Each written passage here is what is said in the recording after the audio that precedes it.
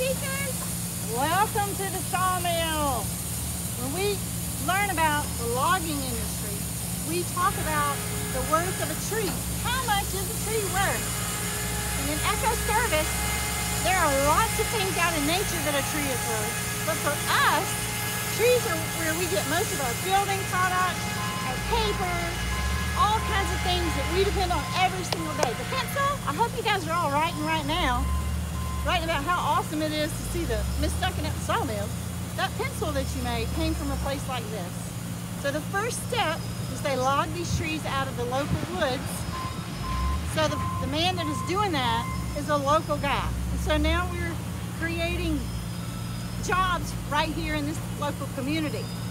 This awesome piece of machinery that I'm on right now is also operated and taken care of by mechanics that have gone to school to be able to work on these kinds of things.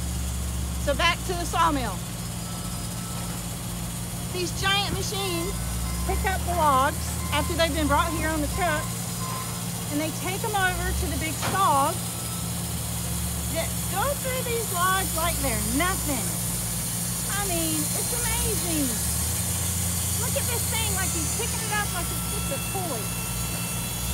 Like it's nothing. And when you look at the big stacks, it looks like Lincoln logs.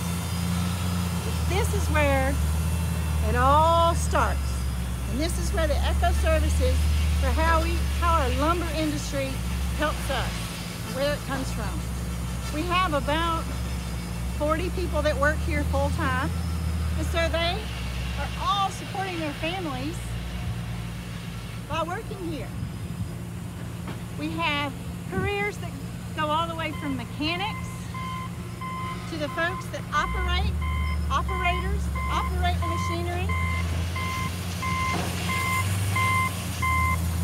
to the guy that runs the saw. He's called a sawyer.